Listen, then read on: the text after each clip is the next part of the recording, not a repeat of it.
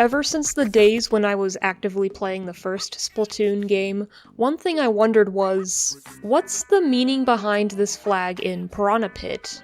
I hope I'm not alone in having been curious about this, because even before I was as crazy about Splatoon's lore as I am now, this was on my mind.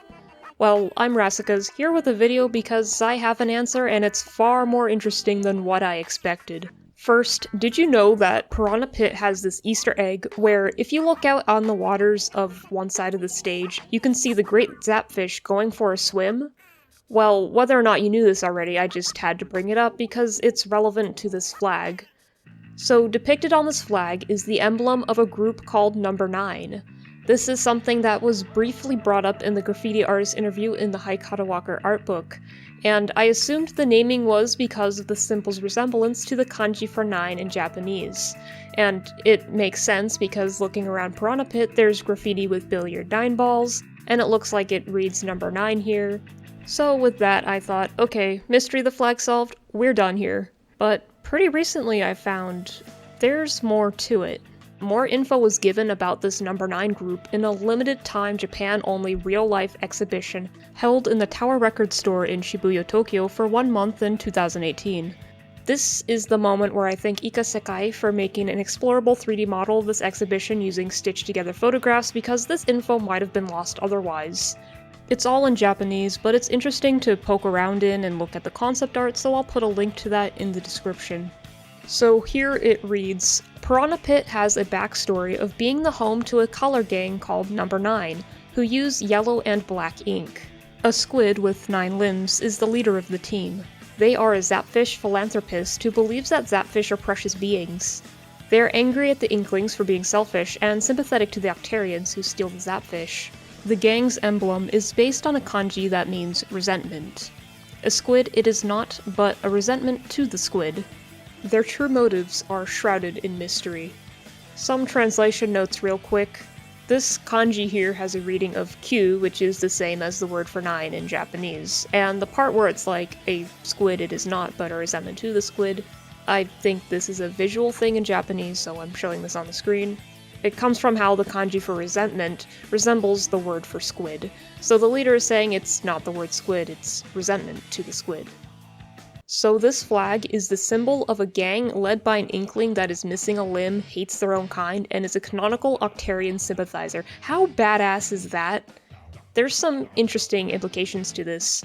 For one thing, they're described as a color gang. We don't know what that entails, aside from an unknown number of members who unify under a shared color scheme and possibly follow their leader's ideology.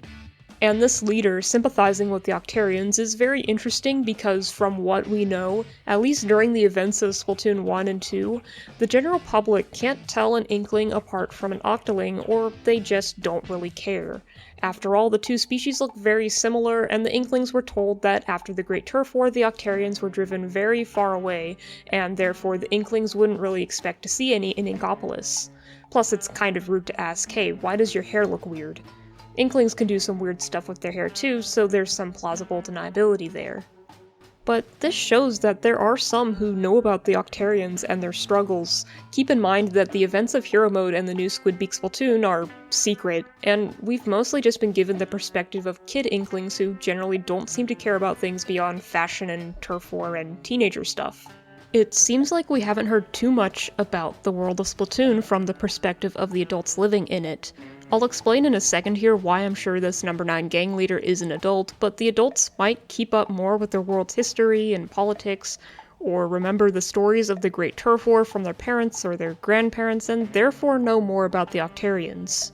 And tying into this, when the Great Zapfish disappeared, it seemed like no one really cared, but again we're pretty much only given the limited perspective of the teenage Inklings.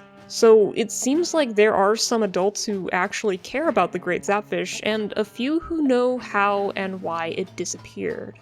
So about this Number 9 leader being an adult, in the graffiti artist interview in Hike Walker I mentioned earlier, the artist named Hado Wataru mentioned hanging out with the Number 9 team way back in the day, at Snapper Canal, even before the brand Firefin came into existence, which is considered a classic brand in the Splatoon world. We don't know exactly how many years ago that was, but we do know Hado Wataru is a man in his 60s. From this, I'm assuming he's referring to his youth, so I would guess this would be at least 20 years ago. I think it'd also be safe to assume that the Number 9 gang would hang around people closer to their age. So whoever's running this Number 9 gang could very well be in their 50s or 60s, could be younger or even older. We can't know for sure unless we're directly told or we see them, but I think this is a reasonable guess. Either way, from this, they'd have to be an adult. Oh, and based on this information, I couldn't help myself, I just had to draw my own headcanon on what this Number 9 leader looks like. But anyways, after I drew this, I found an interesting piece of graffiti in Piranha Pit. A yellow octopus with 9 limbs.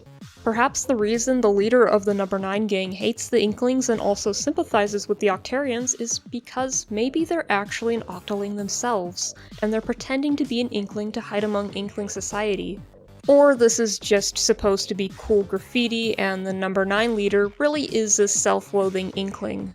We won't ever know the truth unless we're given official artwork of them, which I sadly don't expect to see anytime soon.